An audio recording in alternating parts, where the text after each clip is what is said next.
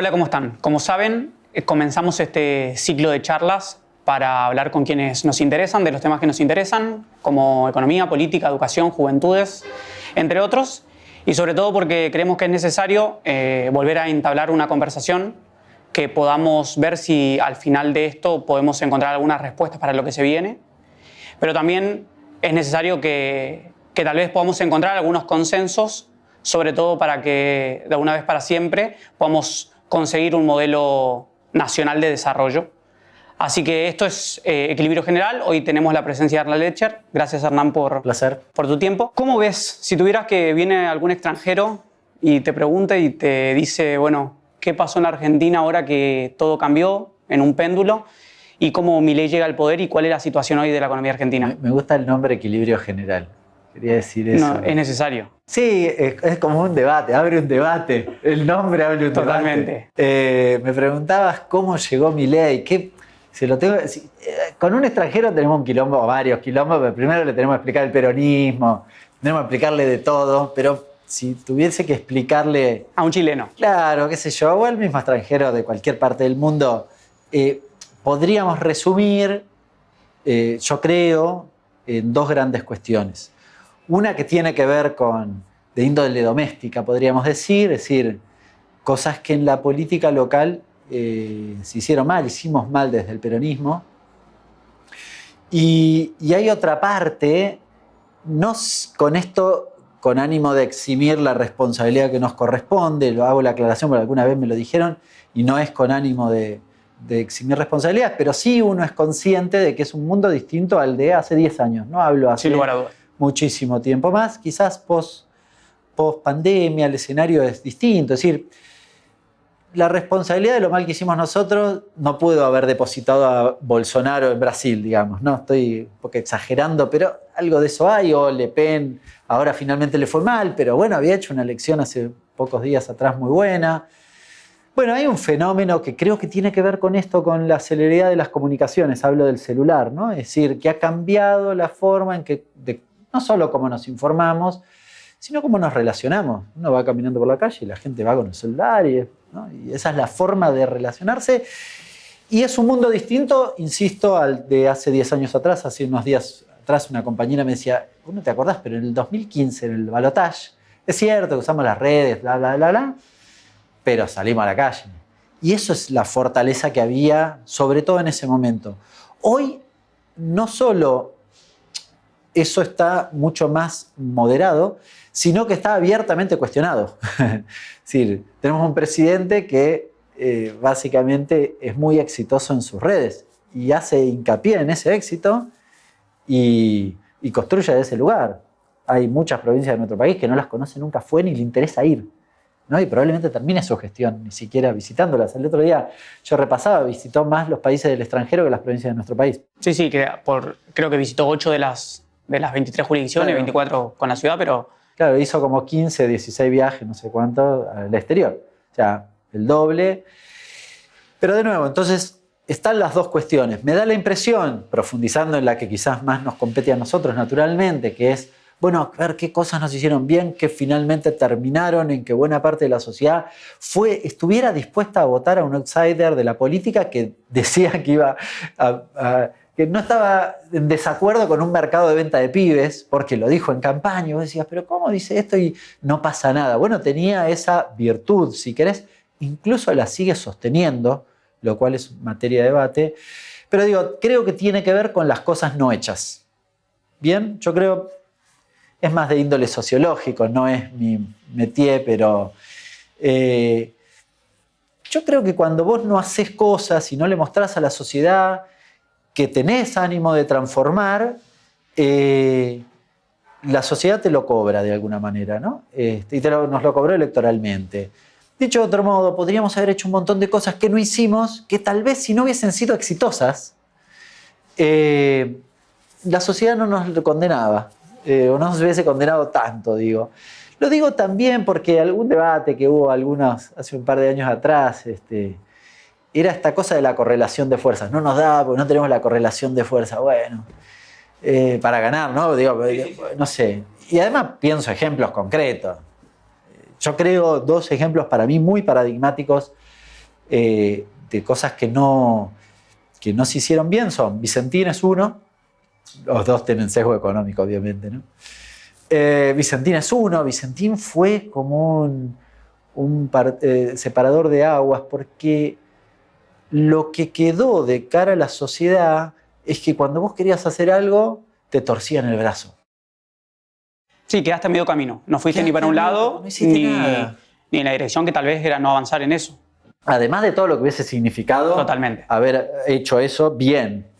Pero ni siquiera pongo eso en primer lugar. Pongo que ni siquiera lo hiciste, lo concretaste. Y me parece que en el mismo sintonía el acuerdo con el fondo, que fue un acuerdo donde vos, habías ganado porque la sociedad era muy consciente, o se había apropiado del quilombo que le había significado el acuerdo con el fondo de Macri y la desestabilización en materia, sobre todo cambiaria, de los 2 últimos años de la gestión de Macri, que habían derivado justamente los desbarajustes de los 2 primeros años, que terminaron impactando en la debacle de 18-19 y terminando pidiéndole la escupidera al Fondo Monetario. Y habías ganado la elección y la sociedad había votado en contra de eso que había pasado.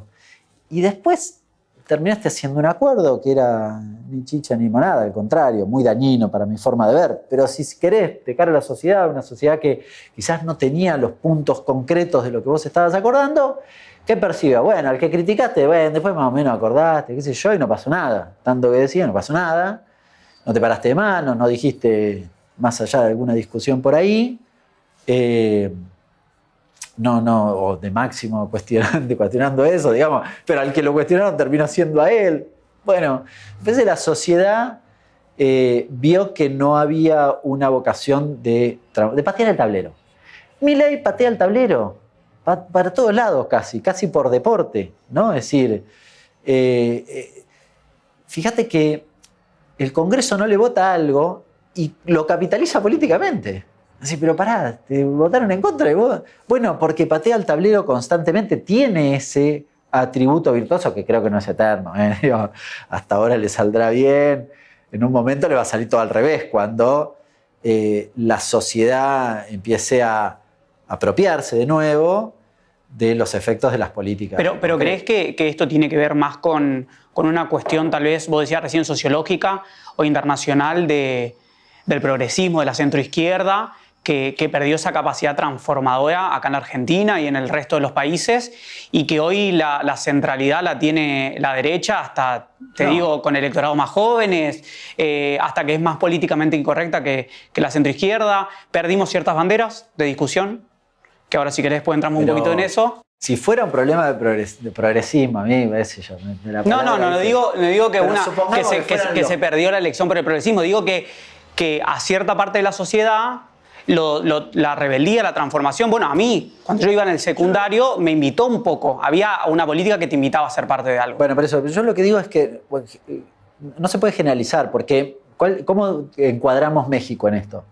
No, bueno. Al revés, digamos. Entonces, o capaz sí invitó a algo. No digo que en general la centroizquierda no pueda hacerlo. En algunos lugares, evidentemente, a mí me parece que la conjunción de las dos cosas jugó una carta en este país.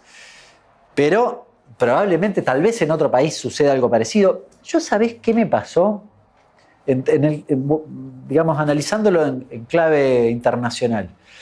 Hace como 1 año y medio teníamos un plenario de CEPA y yo en aquel momento dije delante de todos mis compañeros, como 100, digo, no, bueno, yo creo que puede ganar Milei. Milei midía 8 puntos. Y me miraron, me deliraron, me gastaron, me dijeron cualquier cosa. No lo traigo a cuento de que finalmente yo tal vez tenía razón, porque era, en realidad, cuando me paré ahí y dije eso, les dije a mis propios compañeros, no tengo muchos argumentos. Mi argumento principal, casi principal, no, el único, era, si pasó en Brasil, ¿por qué no podía pasar acá? Y además, porque en Brasil había pasado una cosa que a mí me encendió las alarmas, que era, después de todo lo que había hecho Bolsonaro, Lula le gana por medio punto, o 1 punto, no sé, pero nada, no le sacó 15 puntos de diferencia. Entonces yo dije, oye, ¿cómo puede ser? Y tengo la impresión de que, y esto sí es una cosa que me parece que la política deberíamos apropiarnos, Es mi hipótesis, ¿eh? Pero nosotros en la Argentina históricamente tenías un tercio de gente más liberal, de derecha. Me parece que Milei tiene una base estructural un poco más alta, tal vez más cercana al 40%. Es una hipótesis, se la pregunto mucho a Timerman, que viene al programa. Todos los domingos le pregunto lo mismo. Le digo, pero pará, del 50 que tiene de aprobación, si todo esto sigue así, cayéndose el salario como está, la actividad como está, bla, bla, bla, 3 meses más, Sí, ¿a cuánto baja? Claro, ¿cuál es su base electoral que no se va a mover? Y me dice, y hay un 10% que tiene cierta volatilidad, ¿no? Puede ser 2, 3, 6 meses, pero si hago el cálculo me da 40. 40 no es 30. Ese 10% adicional a mí me preocupa porque me parece que 40 es un montón en sociedades tan divididas. Le permitiría hacer un montón de cosas. Y yo trabajo sobre esa hipótesis y me preocupa seriamente. Me preocupa. Nosotros en el peronismo tenemos muchas discusiones internas. Y yo veo muchos compañeros y compañeras muy preocupadas por eso y está bien, a mí también me preocupan, pero mi preocupación principal no es esa. Mi preocupación principal es que Milei sigue estando como en campaña. Es decir, hace cosas muy graves como lo de Petovelo y no hay daño en su imagen, no hay daño. Entonces es muy problemático porque puede hacer cualquier cosa. Pero eso lo ves que tiene algo que ver con la poca organización de la dirigencia del peronismo nacional, de no organizar la oposición. No, hay una parte que tiene que ver con la cercanía de la gestión anterior. Sí, con el tiempo. Sí, pues también lo ves en las encuestas, la última que trajo, vos ves, bueno, ¿cuánta gente dice que la inflación es culpa del gobierno anterior? Y bueno, cada vez menos. Claro, el mes pasado, hace 3 meses eran todos, y bueno, ahora 50, supongamos, estoy tirando números al azar. Pero digo, ese proceso se va dando. Lo que digo es, se va dando en una parte de esa porción, y creo que además Milei en parte compensa la gravedad de las políticas económicas que implementa e incluso los errores de gestión con gestos que todavía la sociedad los percibe como positivos, ¿no? Entonces va y hace a las 12 de la noche en Tucumán y decís, mira, es un genio porque ves, hace trabajar a la política, sienta a todos a los gobernadores, la casta, y mirá cómo los hizo firmar, no sé qué, y arma toda esa cosa. Y una parte de la sociedad todavía percibe eso como positivo. Si voy un poquito más allá, de nuevo, en una cosa que no es mi expertise, pero total la digo. Yo creo que Milei ha logrado captar y canalizar bien buena parte de las frustraciones históricas de nuestro pueblo, que en otro momento las logró interpretar bien el peronismo. Él las logra no interpretar, sino canalizar a través de la violencia, que es una forma distinta. El otro día lo escuchaba a Grabois, dijo una cosa que me pareció interesante, porque le preguntaban sobre si a él le parecía que no pasaba nada, que pasaban un montón de cosas, Milei hacía un montón de cosas y seguía teniendo ese 50% de aprobación y que la sociedad no reaccionaba. Y dijo una reflexión que dije, mira, y dice, bueno, en realidad no pasa nada en algún aspecto, es decir, no hay una reacción hacia afuera de la sociedad condenando lo que él hace, pero sí probablemente hacia adentro, y yo comparto eso. ¿Hacia adentro qué es? Y hacia adentro de la familia, hacia adentro de tu club de barrio, hacia adentro, el nivel de enojo, de bronca y demás. Sí, no se canaliza de la misma manera claro, que en otras oportunidades, llenando plazas, saliendo a reclamar, sino más introspectivo. Sí, pero se canaliza, digamos, pero en algún lado está. Sí. Tal vez en un momento no es que es gratis. Claro, no es que no está pasando nada. No está pasando como tal vez uno quisiera. Sí. Pero está pasando. O como estamos acostumbrados. Y está pasando con un nivel de violencia fenomenal. Totalmente. Que eso también es una cosa que me preocupa porque nuestra sociedad siempre fue muy solidaria y para nada violenta. Y Milei quiere construir una sociedad... Y menos individualista que en el último tiempo. Claramente menos individualista. Milei es el paradigma del individualismo. No estoy diciendo nada nuevo. Pero Timerman creo que lo dice también, que a mí me resulta muy gracioso. Él dice que Milei es tan individualista que no es nacional. es una persona que no se considera casi argentino. Y de hecho, en su forma, es un tipo... o sea, hay gente nacionalista. Bueno, es de la antítesis, ¿no? No solo porque quiere a Margaret Thatcher, sino porque su forma de pensar lo hace casi antiargentino. Pero Timerman, su hipótesis, es que el origen de eso es que en realidad él es tan individualista que no puede ser parte de un colectivo como la Argentina, digamos. Me parece un análisis interesante. Bueno, antes de ir un poquito más a lo político, que me interesa también tu mirada, al principio un debate, creo que tal vez ya ha acabado, pero me gustaría saber tu opinión. ¿Qué herencia recibió un poco Milei? Y sobre todo porque hay mucho debate en la economía, o lo hubo, que otro programa de estabilización no era posible, que sin importar quién sea presidente, la solución era el recorte fiscal, bajar los niveles de emisión, bajar la tasa de interés y algunos arreglos necesarios. Yo soy de los que piensa que había alternativas, sobre todo algún programa de equilibrio fiscal mucho más sostenible en el tiempo. Pero nada, quiero saber tu mirada sobre eso. Vamos por partes.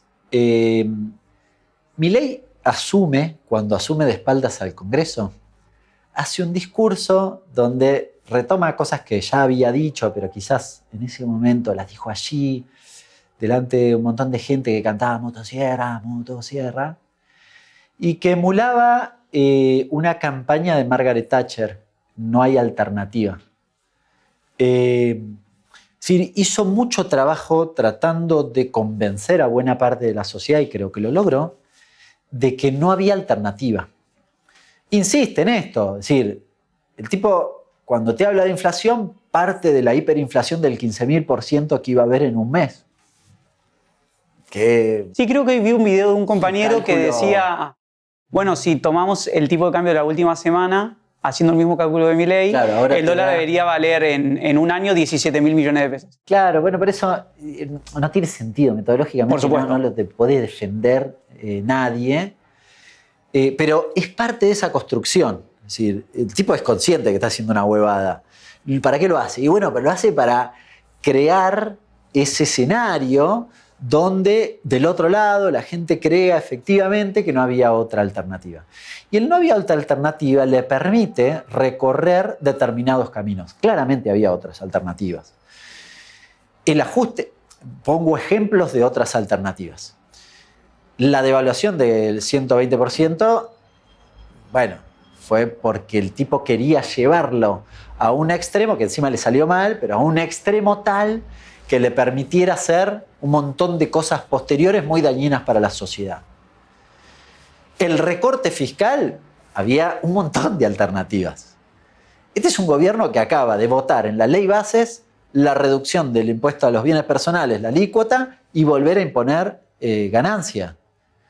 Si tu problema era fiscal, la de ganancia te la entiendo si querés. Ahora la de bienes personales es inentendible. ¿Para qué? Totalmente. Es decir, había alternativas. Hasta para lo que vos me decís había alternativas.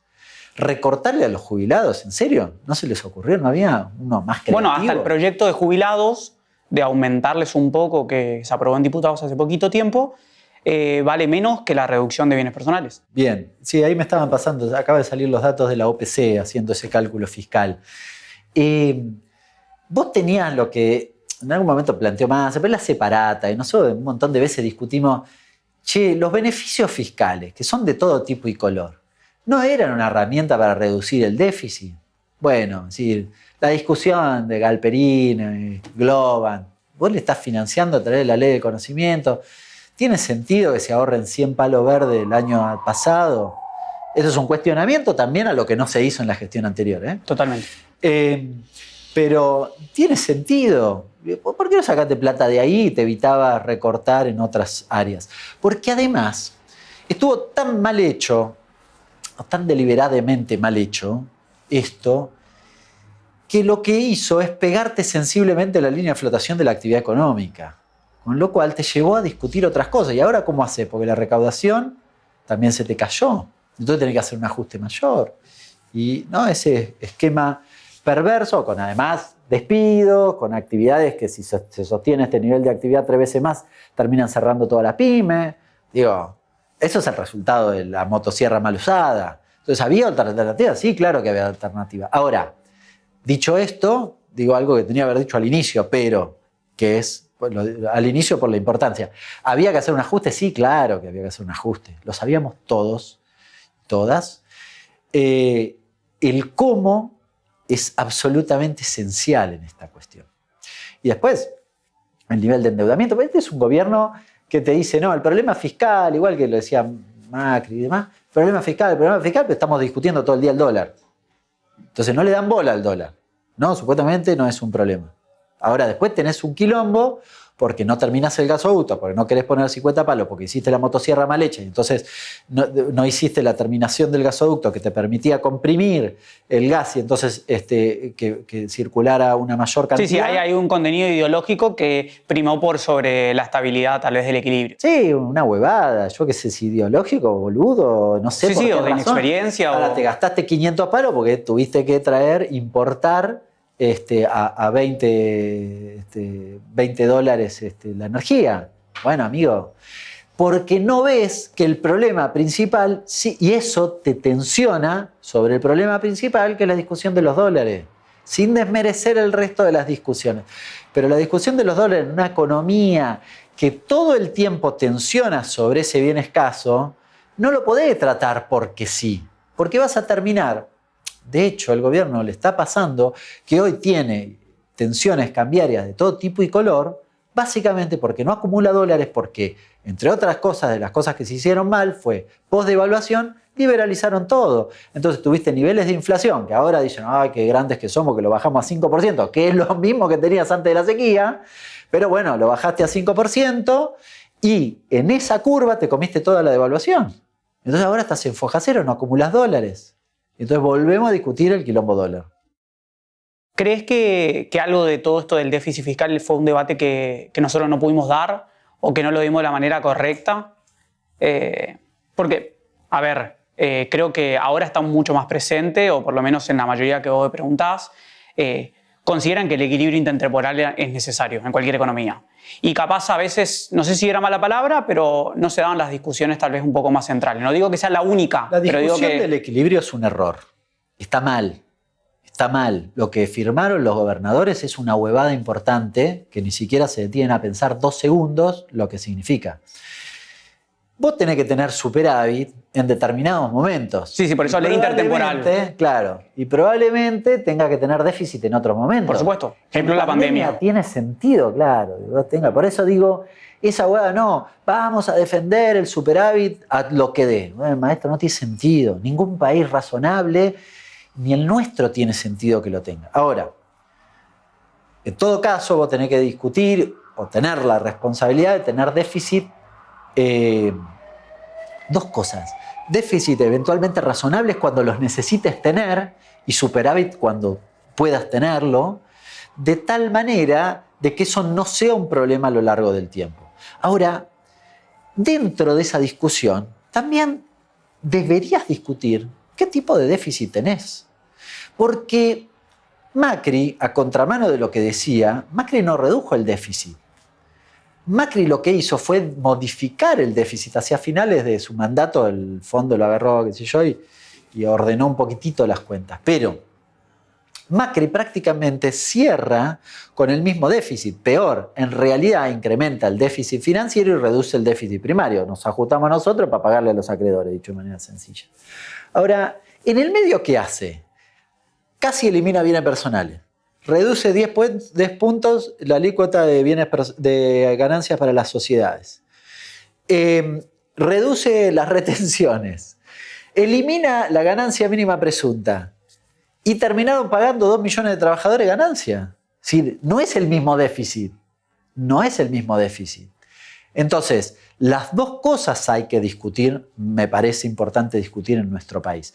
Claro que es razonable y que en la Argentina, cuando vos no tenés déficit, como no tenés fuentes de financiamiento genuinas y además muchas veces el financiamiento que tuviste, ejemplo Macri de nuevo, el financiamiento que tuviste no te permitió el crecimiento económico, con lo cual no tenés el repago y esa irresponsabilidad te pega en la línea de flotación de nuevo, bueno, esas discusiones naturalmente hay que darlas y en ese contexto, obviamente, responsabilidad fiscal es muy razonable. Pero yo no me casaría jamás con un concepto estricto de decir nunca voy a tener déficit. No tiene sentido. Ahora, responsabilidad fiscal, sí, pero la discusión de responsabilidad fiscal, ¿por qué no lo pongo en ese plano? Porque eso implica discutir indefectiblemente. Sí, la estructura tributaria, claro, la estructura del gasto. ¿Cómo hago? Entonces, me parece que en la gestión anterior no solo no se discutió eso, al contrario, cuando se discutió, se discutió, por ejemplo, con el aporte extraordinario. Bueno, el aporte extraordinario fue muy útil, por ejemplo, para para financiar la pandemia, para el gasoducto, para el Progresar, para... Entonces, bueno, qué sé yo, después no, que sí, se aplicó un impuesto sobre un adelanto en realidad de ganancia, bueno, quedó medio ahí a mitad de camino ese esquema, no se discutió el gasto. Después están las discusiones electorales, porque yo recuerdo a Cristina diciendo al ministro de Economía, che, ¿por qué no ejecutás lo que se votó en el presupuesto? Porque para algo se votó. Entonces, alguno te corre y te dice, no, bebé, era promotora del déficit. No, lo que estaba viendo es que ibas a perder la elección y que te iba a terminar pasando lo que te pasó con un presupuesto que ya habías aprobado y que fue finalmente lo que pasó. Entonces, perdiste la elección, hiciste el ajuste, perdiste la elección, sí, no te salió ninguna. Ninguna. Y después ni siquiera pudiste... Pero bueno, 2021 fue de los años de la última gestión el mejor año con el desenvolvimiento económico. Bajó la pobreza, bajó el desempleo, subió la economía.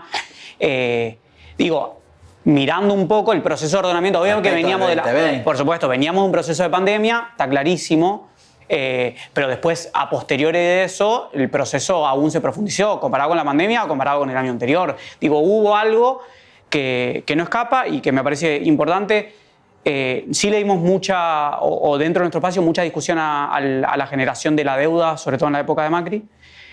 Hoy es claramente una restricción que tiene el equipo económico. Y esto que vos decías, en estos primeros 6 meses, donde la Argentina debería acumular más dólares, donde hoy el mercado de cambio no le da ningún tipo de interés y estamos teniendo una gran falta de generación de políticas de desarrollo que por lo menos te generan las divisas que vos son necesarias que generes. Yo no quiero ni defender a Massa ni a Guzmán. El 22 no era lo mismo que el 19.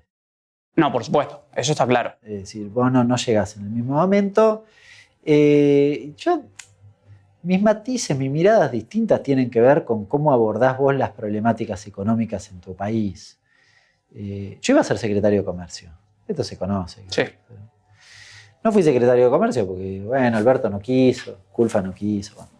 ¿Por qué? Bueno, porque yo planteaba que una mirada casi filosófica, diría, de cómo creo que funciona la economía en la Argentina, que funciona en tensión. Yo decía esto y yo soy antiempresa. No, funciona en tensión. Yo le permito a las prepagas, mirá el ejemplo, yo le permito a las prepagas, le liberalizo el precio. ¿Y qué pasó? ¿Qué le pasó a Milei? ¿Qué le pasó? Se le dispararon los precios. No es que son buenos o malos, cuando lo dejas pasa eso. Bueno, después tuvo que ir, no sé qué. Bueno, hoy pasa lo mismo con telecomunicaciones, 356% aumentaron en términos interanuales. Nadie dice nada, porque tienen nombre y apellido. Pero bueno. Ahora, cuando vos no regulás ninguna cosa, el empresario grande va a tender a maximizar su ganancia a lo que dé, y ni siquiera digo que esté mal. El Estado está para que eso no suceda, porque del otro lado está para defender el interés del conjunto de los argentinos. Entonces yo lo que sostenía desde el inicio era que esa relación con el empresariado grande es en tensión, no está ni bien ni mal, es en tensión, siempre es en tensión. Te diría que acá y en cualquier parte del mundo, si no pregúntenle a Bukele, que acaba de decirle a los empresarios que si se zarpan, dale, sí. Es el ídolo de Milei, acaba de decir eso. Bueno, entonces no es que es una cosa loca antiempresa, porque acá nos vamos al carajo. Y a mí, ¿sabes qué? Me preocupa menos de los libertarios que cuestionen eso, porque pues libertarios, ¿qué querés? Y me preocupa mucho más de los pseudo peronistas, comunicadores, dirigentes, que se desgarran las vestiduras y ahora son todos medio panlibertarios, ¿viste? bajo el rótulo con la máscara de Perón. Me preocupa. El peronismo no es eso. ¿Crees que, con respecto a lo que decías recién, hay un resurgimiento, un peronismo más conservador? Sí, claro. No sé si un resurgimiento, creo que hay una estrategia de un sector del peronismo que había sido relegado en todo este tiempo, que tiene una mirada conservadora, disciplinada al establishment. Eso. Que votan al RIGI. ¿Entendés? Claro, para los momentos que corren. Y que le dan las herramientas, porque bueno, hay que darle las herramientas. Dale la pindonga, no te votaron para eso, maestro. Y creo que hoy, frente al escenario del advenimiento de Milei y eventualmente a las discusiones que tiene el peronismo, pretenden volver a tomar vuelo. Sí, yo estoy en las antípodas de eso. Sería muy traumático que el peronismo tenga expresiones o vuelva a expresiones de ese tipo, porque no volvemos más, digamos. La sociedad nos pide lo contrario. Mi interpretación es lo contrario. Es decir, yo arranqué acá diciendo que el problema es que la sociedad te condena cuando vos no haces las cosas que tenés que hacer, ¿no? Cuando no pateás el tablero, cuando no tenés vocación transformadora. Bueno, si nos volvemos conservadores, estamos condenados al fracaso, para mi forma de ver. ¿Ves alguna crisis en la dirigencia política? Más digo, del espacio peronista, ni hablar de los problemas que tiene Juntos por el Cambio hoy, con su propia dirigencia y con sus propios problemas con Milei. Preguntá directo, ¿qué? No. ¿Crisis de qué tipo? No, lo que ¿Con quién? No crisis de peleas entre ellos. Digo, okay. Un poco, a mí me pasa que creo que lo he escuchado a otros compañeros también decir, en los momentos en donde yo, por ejemplo, estaba en el secundario, me interpeló y la política me invitaba, no sé, en 2011 yo estaba en el último año del colegio y se había votado la ley del voto joven y de la de centros de estudiantes, ¿no? Entonces tenía una participación mucho más activa y creo que ese espacio popular de centro-izquierda, progresista, nacional, democrático, interpelaba muchísimo en esto de decir, che, éramos mucho más disruptivos. Y hoy solamente vivo del recuerdo de que, bueno, era una Argentina que crecía, donde yo me sentía incluido, donde sentía que el proceso iba en el momento o hacia la dirección que yo quería. Y ahora siento a veces desilusión de mirar y no ver mucho más, ¿no? que la coyuntura, ¿no? De la construcción un poco más hacia adelante. Y veo ahí una crisis de la dirigencia política en general, de nuestro espacio también, del resurgimiento de algunos cuadros, personas, o hasta te diré de alguna metodología donde podamos ordenar todo esto y decir, che, en el terreno de las ideas, ¿qué vamos a construir hacia adelante?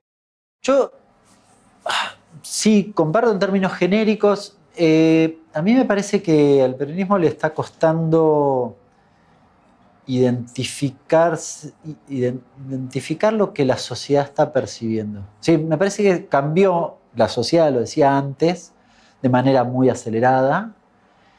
Y el peronismo todavía tiene, iba a decir categorías, las categorías me preocupan menos, tiene formas que no le permiten llegar a lo que la sociedad quiere. Hablo, por ejemplo, de las formas de comunicarse. Esas formas creo que no son inocuas, esto también debo decirlo. Es decir, uno tiende a pensar que porque yo ahora hago un videíto y lo subo, qué sé yo, bueno, es mucho más democrático la comunicación. Sí. No, pindonga. En realidad mentira. Es decir, el algoritmo me va a llevar a que yo vea siempre las mismas cosas y que esto lo vean, lo que les caiga bien, y qué sé yo, y anule nuestra capacidad crítica. Así que, y creo que hay una intencionalidad de eso. Elon Musk no compra Twitter porque sí. Esto estoy diciendo. Y no se hace amigo de Modi, Bolsonaro y Milei porque sí. Es decir, hay algo ahí, ¿no? Entonces, en ese contexto creo que hay un gran desafío por parte del peronismo de ayornarse a lo que la sociedad vive, ayornarse a la forma de hablarle, ayornarse a la forma de comunicar. Y creo que probablemente tenga que venir eso también con una nueva generación de dirigentes que interpreten tal vez mejor eso. no es en condición sine qua non, pero probablemente ayude y mucho. O se termine dando de esa manera, digamos. Tal vez se termine dando de esa manera. Y yo no veo tanto una crisis de que no haya dirigentes. Creo que están ahí, que bueno, irán tomando vuelo pero bueno, me parece que hay una buena parte de la sociedad demandando eso, ¿no? Demandando eso. Así que creo que hay condiciones como para que eso esté. El ordenamiento, yo a veces soy medio tolerante en esto, y hay otros que menos, pero a mí el ordenamiento se termina dando. Después vamos a la elección y se ordena. Siempre tenés algún díscolo y después siempre tenés, y esto sí me preocupa más, el que juega en contra. El que arma una lista y que está pago por otro. Ese sí me preocupa. No, bueno, pero yendo un poco a lo que decís de, bueno, no me preocupa tanto el ordenamiento, pero creo que esa forma también de haber llegado en el 2023 a competir en la elección, acumulación de dirigentes, era impensado que Massa pierda, lo apoyaba la UIA, la sociedad rural, parte del radicalismo, los sindicatos, gobernadores, intendentes, muchos dirigentes, pero no estaba tal vez muy claro el proyecto o capaz sí, y yo lo desconocía, pero un proyecto muy claro a lo que íbamos a llegar. 150% de inflación. No importa, pero no, digo, no podías ganar. Y si ganábamos, no iba a ocurrir lo mismo que tal vez en el 2019 de llegar con una idea y tal vez desarrollar con grandes diferencias dentro del espacio la discusión. No sé, es muy contrafáctico. Qué sé yo, ¿viste? Ya ocurrió. Si empiezo a pensar, a divagar un poco, digo, bueno, pero Massa... Me acuerdo que Rebord decía, Massa no es Alberto, decía. Haciendo referencia a que Massa sí, que tiene construcción política, una idea claro, de qué quería hacer y la iba a hacer a costa de los que pensáramos distinto incluso. Había una cosa ahí de un poco de eso. Tal vez si profundizo, digo, bueno, va a haber que hacer correcciones de tipo cambiario, algunas correcciones macroeconómicas, claro está. Y bueno, no sé, y la muñeca de tuviese Massa, yo qué sé, si le salían bien, mal, más o menos, y con quién terminaba aliándose más o menos para ese esquema. Pero insisto, me parece extremadamente hipotético porque, más allá de lo que yo quería, me parece que era un escenario realmente muy complejo ganar con ese nivel con de la caída del salario real, sí, el nivel de inflación. Yo creo que Sergio y Axel y demás, y la elección de las generales fue una elección magnífica en un contexto extremadamente adverso. Coincido. Después había una sociedad que no lo votó a Milei por sus virtudes. Lo votó porque dijo, bueno, qué sé yo, frente a este quilombo de la inflación, no sé qué, vamos a votar... Lo desconocido. Claro, algo que, bueno, que sea nuevo, dice cualquier bobada, sí, igual votémoslo, no sé qué.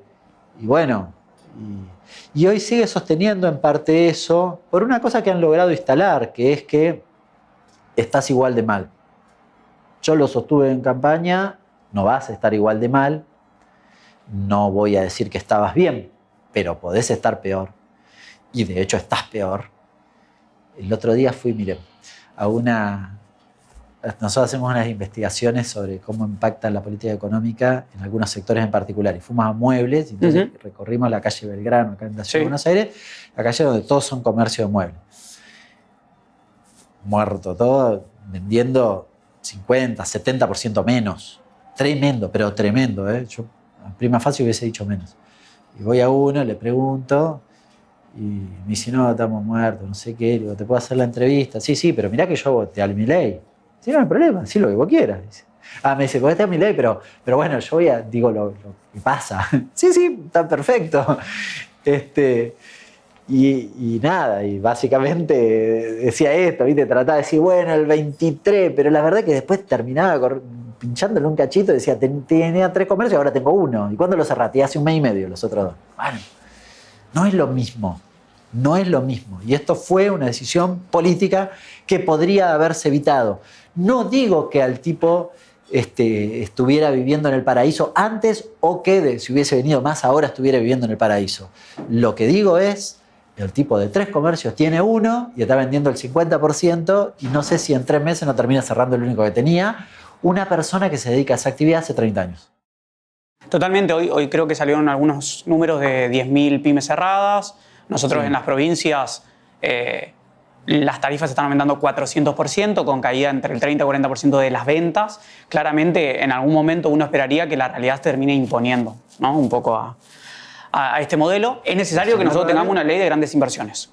Obviamente esta no, pero es súper necesario que la discutamos. Yo creo que ahí, efectivamente, creo que hay un problema de cómo se le comunicó a buena parte de la sociedad. Después creo que hay discusiones internas. Que no están saldadas. Nuestra ex secretaria de Minería votó a favor del RIGI y de Catamarca. Yo he tenido muchas discusiones en la gestión anterior. Yo era vicepresidente YPF Litio. Incluso las senadoras también votaron. Bueno, exgobernadora también votó a favor del RIGI. Bueno, a mí me parece, son conscientes de lo que votaron. Es decir, nosotros hace 6 meses estábamos discutiendo con esa gente cómo agregarle valor agregado. Es más, nosotros con YPF Litio, junto con Salvareza, el presidente, yo era el vice, viajamos con una empresa china, no voy a decir el nombre, pero con una empresa china a Fiambalá, para que básicamente, porque esa empresa china quería montar una fábrica para el procesamiento de litio en la provincia de Catamarca y estaban dispuestos a poner la plata íntegra ellos. Y no había RIGI ni nada cerca. Sí, no era necesario ningún incentivo. Con el chamullito de no sé qué. Y es más, miren, yo a lo largo del 2022 y 2023 debo haber ido a 5 congresos de minería o de litio. Fui a uno en Salta, acá en Buenos Aires, un montón. En todos el que se subía al estrado decía, porque hay que aprovechar el negocio del litio en la Argentina, vengan porque es un negocio fantástico. Y el que hacía números lo decía y lo sabe. La Argentina no era más cara que Chile. Es más, hay un informe por ahí de la CEPAL, creo, que da cuenta de esto que estoy diciendo. La rentabilidad sobre activos en los proyectos en la Argentina era del 20% y del 10% en Chile. ¿De qué me están hablando? Mentiroso, chamullero. Entonces, claro, viste, se explica así como se explica, la de Jujuy también, está todo bien, pero viste, dale. ¿Por qué? Ni siquiera tienen compromiso de gestión algunos. Bueno, después tuvimos a... Coherencia. No, al de Entrerriano y al otro. Sí. Camau y Cleider, ¿cómo es que se llama? Bueno. Kreiger. Esto. De Entre Ríos. Claro. Digo, tampoco, sin obligaciones de gestión, porque no quiero justificar al que es gobernador. Pero bueno, de última, ¿viste? El de gobernador me apretaron. Yo qué sé. Sí. Te lo puedo entender en un punto. Tengo que seguir pagando salario, Está bien, yo, ¿qué le dije a uno de estos gobernadores? Le dije, mirá, vas a pagar el salario de ahora, tal vez el de diciembre, ¿y después qué? ¿Qué vas a resolver? Si la recaudación se te cae a pedazos, maestro, y no se va a recuperar. Y vas a terminar dependiendo de una empresa X que no te va a dejar recursos porque encima mirá lo que es el régimen. Es un desastre. Porque además, y esto, socio antiempresa. No, maestro, ¿quién promovió la ley de GNL?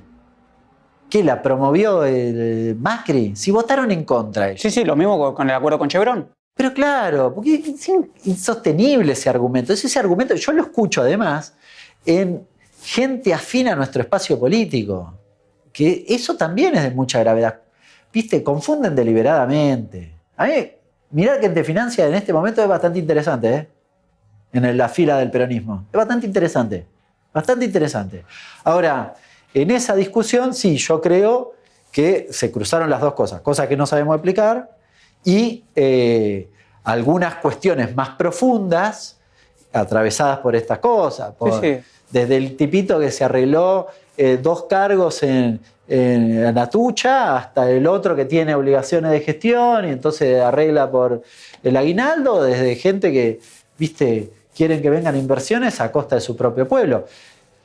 Después le venderán a su propia población que eso es beneficioso. Ahora, cuando estudiás 2 minutos, porque yo sé las discusiones, yo soy bonaerense y entonces, no me interesa Catamarca. la pindonga. Yo le llevaba a Catamarca, y cuando nosotros promovimos esa ley exigía que el valor agregado fuera en las provincias litíferas. Así que no me vendan pescado podrido. Después que lo inventen y le mientan a su sociedad. Pero a mí que no me mientan. Como verás, estoy muy enojado con esa discusión. Está claro, nos pasó a todos, por eso yo lo traducía en, no hay un espacio o un lugar donde estas cosas que han pasado en el último tiempo y que cada uno ha venido a otro sector, que tal vez se discuten o no, pero que al fin y al cabo hacia la sociedad queda muy disímil o por lo menos muy heterogéneo, digamos.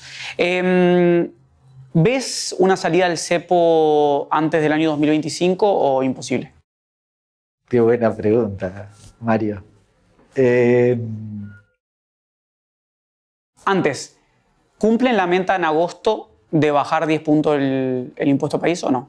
Sí, sí, yo creo que sí, eso sí lo van a hacer porque Milei acaba de decir en la última semana que para desarmar el cepo agregó un requisito más, que es que converja la inflación con el crawling. Ajá.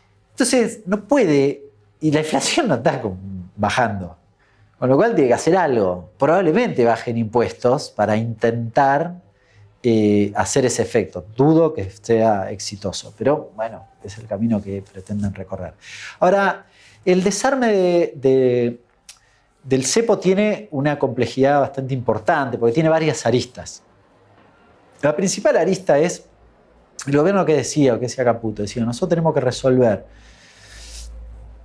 el flujo, el stock de pesos, y tenemos que resolver una relación razonable, bueno, el superávit, qué sé yo, el flujo en pesos, si querés, o la situación del superávit, y resolver una relación razonable entre pasivos y reservas. Estas 4 cosas, ¿qué son? Bueno, el flujo más o menos lo resolviste. Ahora estás en discusión en eso. ¿Qué es esto? Bueno, que yo tenga, por ejemplo, un tipo de cambio que me permita una demanda de dólares, por ejemplo, de los importadores o de que él quiera pagar dividendo afuera, yo qué sé, o girar al exterior, que se sostenga entre oferta y demanda. Bien, claro, vos devaluaste, ¿qué hiciste? Y bueno, demando menos importación, entonces ese flujo se corrige, a eso me refiero. Para eso más o menos lo habían ordenado. El stock no. ¿El stock qué es? El problema del stock. Nosotros tenemos plazo fijo, en pesos. ¿Qué pasa si mañana se desarma el cepo? Agárrate, desarma el plazo fijo y compra dólares. Entonces, ¿y cuánta guita es? Y bueno, 15 palos. Entre 15 y 20. Bueno, necesito al menos 10 por si la gente quiere ir a hacer eso. Si esa parte no estaba resuelta, que está asociado además a esa relación de pasivos porque los pasivos son como la contracara de nuestro ahorro. Entonces, entre los pasivos y las reservas. Y después el superávit que lo tenía, ¿no? Entonces, les quedaba esta cuestión del stock. Hoy se les complejizó un poco porque hoy que tienen el flujo medio complicado. ¿Por qué? Y porque no estás acumulando dólares. Entonces vas al fondo para que te dé el stock que necesitas para respaldar si la gente quiere sacar los pesos, de irse a dólares, pero el fondo que te dice, bueno, no, pero este tipo de cambio no, porque yo te lo doy y lo vendés. Te lo piden, te lo llevan. Entonces devaluá. Entonces en esta discusión estamos y el gobierno está en una encrucijada en ese aspecto. Porque, para mi forma de ver, sostener el crawling, aunque la inflación esté al 5 y haya bajado, sostener el crawling a 2 te sigue apreciando y te sigue generando quilombo. Peor aún. ¿Y la baja de la tasa de interés tan rápida te parece que influyó principalmente eso? Totalmente. Eso fue en realidad, el origen del quilombo cambiario de los dólares paralelos que tenés hoy. Ese fue el origen. Después vas a decir, bueno, la última disparada estuvo asociado con la expectativa de lo que iban a anunciar en la conferencia respecto de todo esto otro que no anunciaron, hicieron una no conferencia y se disparó de nuevo, pero el origen es el problema ese. Los tipos bajaron. En realidad no pueden desarmar el cepo. El cepo les garantiza todos los éxitos de esto, porque el cepo les garantiza la baja de la inflación, el cepo les había garantizado la acumulación de reservas hasta donde más o menos dio, el cepo les permite que haya resolver en parte el flujo porque una parte iba al CCL y entonces liquidaban por eso. Bueno, todo el cepo. Entonces cuando vos desarmás ahora nadie sabe, si vos desarmás el cepo, ¿dónde está el dólar? ¿Dónde va a estar el dólar? No se sabe. No se sabe. Entonces, tienen un gran quilombo. Y además tienen un problema. Deberían sacarlo antes de fin de año. ¿Por qué? Porque si no lo sacan el año próximo es muy difícil sacarlo, porque todo el mundo coincide que cuando lo saques vas a tener una disparada del dólar oficial, después puede bajar. Pero en principio sí, se te va a ir a precio y el único gol que metiste supuestamente es que bajaste la inflación. Con lo cual estás en un quilombo. No sé cómo lo van a resolver. No significa esto que vaya a estallar, ¿eh? No, pero tienen un quilombo en puerto. Coincido. ¿Hay algo positivo de la gestión de Milei hasta ahora que hayas visto? ¿Algo que digas, esto me pareció correcto? No. ¿A vos se te ocurre algo? No, yo creo que sí Yo le puedo encontrar virtudes a él cuando lo analizo políticamente. Abstracta. Sí, claro, políticamente. De esto de dar los debates, de avanzar. Si la pregunta es de cara a la sociedad... No, sobre todo, decía de política económica. No, la actualización de los valores del monotributo, yo qué sé. Una cosa absolutamente secundaria y necesaria por el nivel de inflación que tuvimos, pero si vos me preguntás, quizás lo asocio estrictamente a la cuestión de la ley bases y todo el paquete fiscal y demás. En ese paquete lo único razonable es el monotributo, que después quedó el monotributo social, porque si sacaban, no ni siquiera te elogiaba, te reivindicaba eso. Pero me parece que es la única cosa. Después, el blanqueo, bueno, viste, es debatible un blanqueo siempre. Para mí este es muy generoso, pero bueno, qué sé yo, viste. El problema de este blanqueo, que me evita poder elogiarlo, es que es un blanqueo que no tiene claro para qué se hace. Es decir, si vos tenés un problema que es fiscal y crees que el problema es fiscal, bueno, no seas tan generoso en la cuestión fiscal, sé más laxo en otras cosas. Ahora, si vos tenés un problema, vos crees que el problema principal es los dólares que no tenés, y sé más generoso en lo fiscal y que se canalizan. Perdón, más exigente en que retorne el dinero a la Argentina. Yo qué sé, ¿cuál es la finalidad?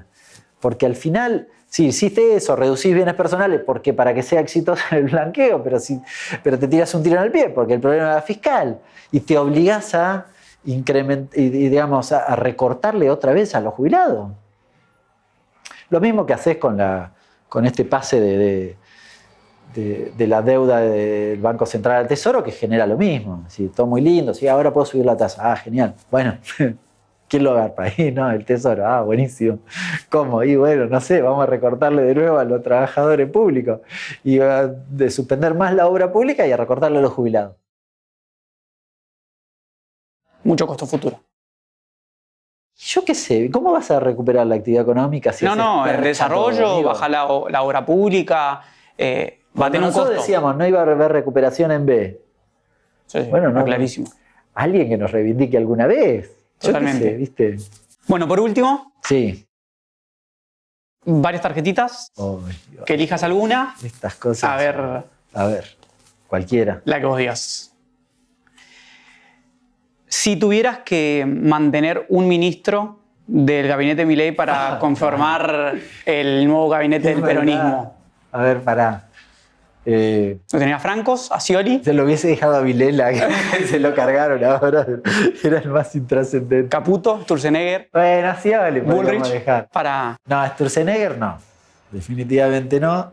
A Caputo tampoco. A Bullrich obviamente no. ¿Qué más tenemos? ¿Mondino? Franco está bastante bien, de repente. Ese podemos llegar a conducirlo y qué sé yo. Lo corremos a otro lado, pero... Sí, lo ponemos ahí medio margineta y no, Mondino no. Y todos los chinos son iguales. Claro. ¿Una más? ¿Qué referente político actual hubiese sido más valorado en otro momento histórico pasado para el futuro? O sea, ¿qué referente de hoy crees que tal vez para el momento quede un poco no a tono y hubiese sido más valorado antes o puede ser más valorado más adelante? O sea, yo a Moreno lo veo bastante viejo, entonces siento que tal vez unos años atrás capaz lo valoraban un poco más. Está bien. No sé, tiendo a pensar que Cristina va a ser muy valorada en más el futuro. Adelante. Estoy pensando... no, creo que de los años de kirchnerismo hay una serie de dirigentes muy valiosos que hoy quizás no son valorados. Cuando yo comparo el gabinete de Milei Con el de Néstor. con el de Néstor, digo, mamita, ¿no? Y quizás ¿Qué nos uno pasó? no ponía en valor Totalmente. ¿no? esa dirigencia y demás, que eran todos cuadros políticos, formados, después te podía gustar más, Sí, sí, menos. sí, sí. Pero tenían trayectoria y peso. Y eran dirigentes políticos, con historia política, ¿no? Y con autoridad política en sus áreas y demás, ¿no? Sí, te diría casi cualquiera de esos, del gabinete Néstor, por ejemplo, hoy, Nos harían mucha falta. sí, no sé si no son valorados. Bueno, quizás hoy no tienen un rol, son más grandes, lo que sea, pero puestos digamos, en esa edad, qué sé yo, son muy valiosos, sí. Bueno, Hernán, gracias por tu tiempo. Un placer, disfruté mucho la entrevista. Gracias.